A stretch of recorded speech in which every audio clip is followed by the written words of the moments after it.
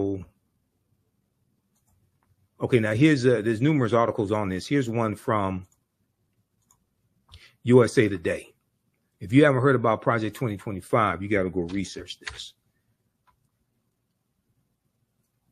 What is Project 2025? The Presidential Transition Project Explained. Now, this is from June 10th, 2024 from USA Today.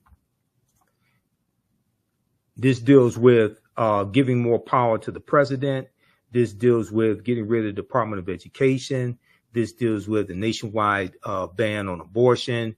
This deals with weaponizing the Department of Justice as well.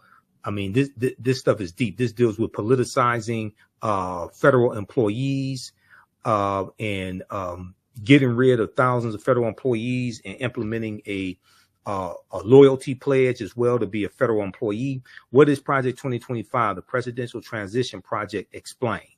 This is from the USA Today. The detailed plan to dismantle and reconstruct the government laid out by conservative groups known as the 2025 Presidential Transition Project has critics up in arms over its apocalyptic and authoritarian nature. The Heritage Foundation, a conservative think tank in Washington, D.C., led an effort to create the more than 900-page Mandate for Leadership published in April 2023. So this is the type of planning these people are doing. Reimagining the executive branch and presented a plan to overhaul several government agencies, including the FBI, for the country's next conservative president to follow.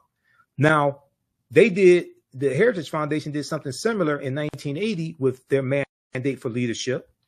And and that was a book in 1980 that contained 2,000 policies they wanted the Reagan administration to adopt. The Reagan administration adopted 60% of those policies in the first administration of Ronald Reagan. And these were a lot of anti-African-American policies. These policies calling for smaller government, attacking poverty programs, all different types of negative things like this. According to the project's website, the playbook provides a governing agenda and a lineup of people ready to implement it to, quote, rescue the country from the grip of the radical left. Rescue the country from the grip of the radical left. It includes a domestic and foreign policy agenda, a list of personnel, training, and a 180-day playbook. Read the rest of this here, dealing with Project 2025. Okay, there are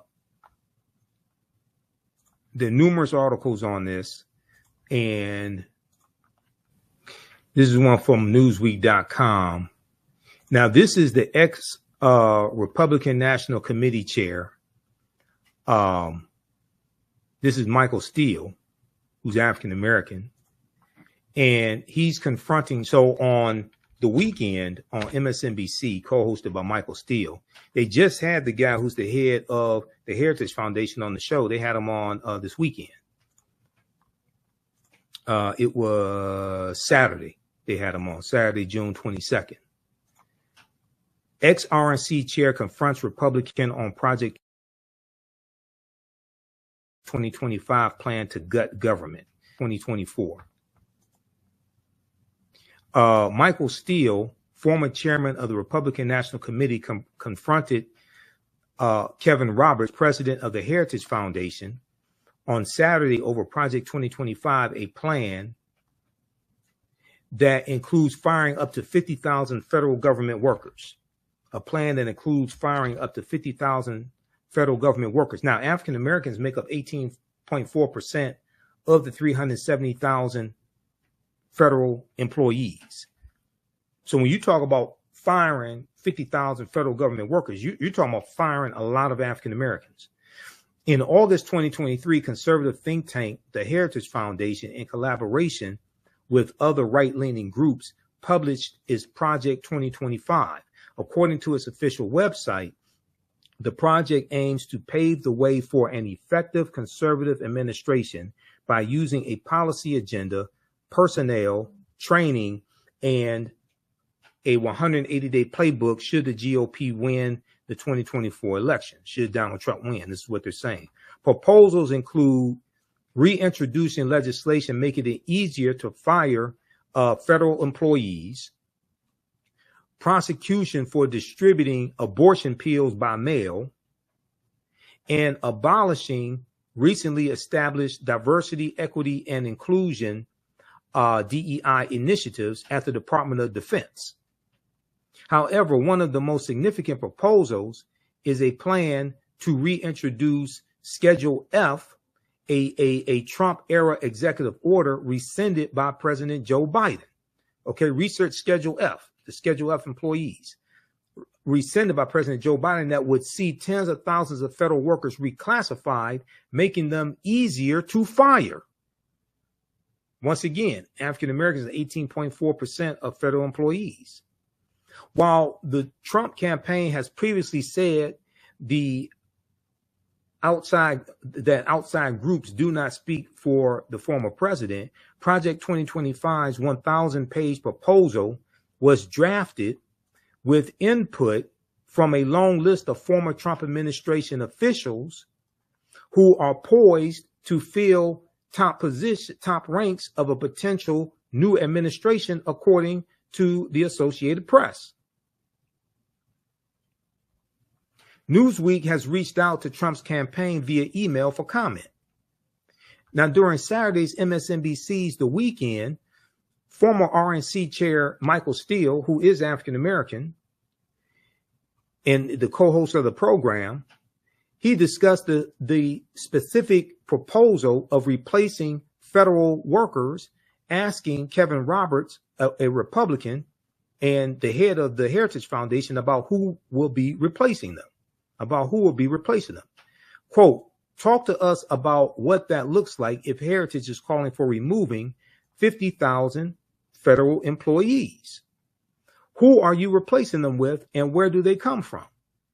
I suspect a lot of those people you are talking about have been in the federal service for a long time and served not just Republican administrations, but also Democratic administrations, Michael Steele said.